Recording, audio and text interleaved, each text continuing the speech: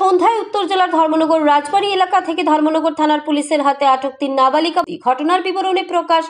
শনিবার বাংলাদেশ থেকে ভারতে প্রবেশ করে অবৈধভাবে এই 3 নাবালিকা যুবতী। জানা যায় রবিবার তারা আগরতলা কোনো একটি ভারত বাংলাদেশ সীমান্ত এলাকায় সারা রাত্রি যাপন করে অবশেষে সোমবার সকালে 5টার দিকে ওইখান থেকে আগে দালাল তাদেরকে ধর্মনগর আসার উদ্দেশ্যে বাসে বসিয়ে দেয় এবং তাদের হাতে একটি কাগজের ঠিকানা লিখে দেয়।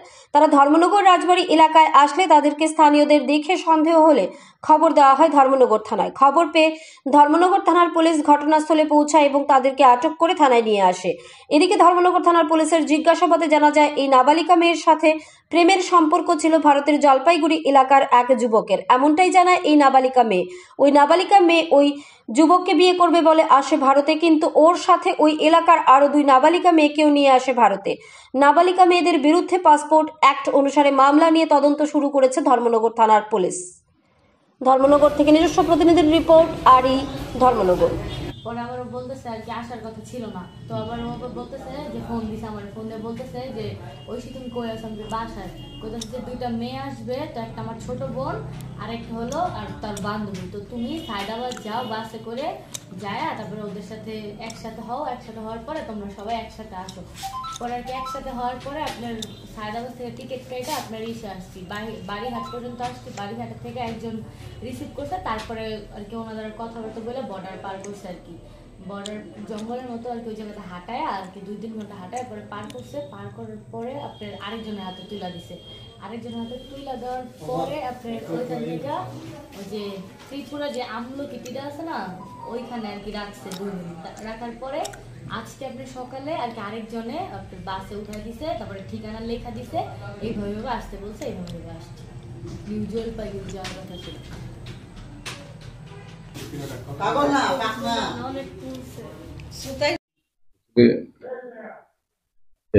আজকে সন্ধ্যা থেকে আমাদের কাছে একটা খবর এসেছে, 3টা মেয়ে, পরিচিত মেয়ে রেল স্টেশন রোডে ঘোরাফেরা করতেছে। তো এর মধ্যে 2জন মাইনর। তো খবরের ভিত্তিতে আমাদের ধর্মনগর থানা থেকে আমার অফিসার এবং উমেন স্টাফ সহ সেটা পাইছি এবং তাদেরকে সেফ কাস্টডিতে আমরা নিয়ে আনা হয়েছে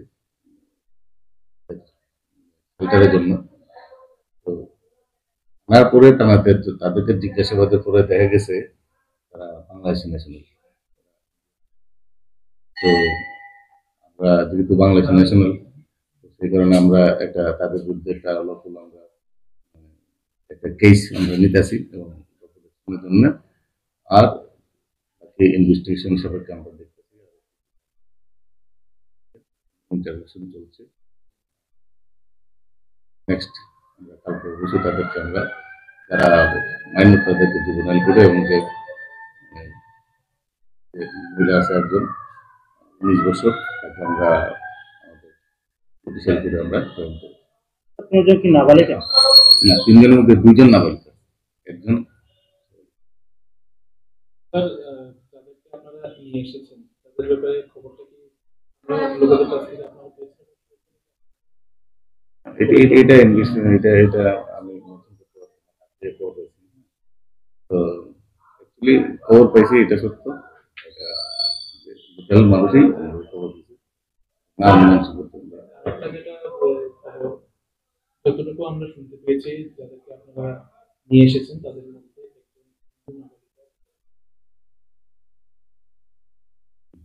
তাদের বাংলাদেশ থেকে ভারতে আসার মূল এখন অবধি আপনারা কি জানতে পেরেছেন? এটা ইনভেস্টিগেশন সাপেক্ষে আমরা দেখতেছি এবং এটা নিয়েও আমরা ইনভেস্টিগেশন চলছে। তার জন্য তো ইনভেস্টিগেশন কেস নেওয়া, ইনভেস্টিগেশন করা, যে আসল উদ্দেশ্যটা কি এটা উদ্ঘাটনের জন্যই আমরা একটা কেস নিয়ে আসলে ইনভেস্টিগেশন।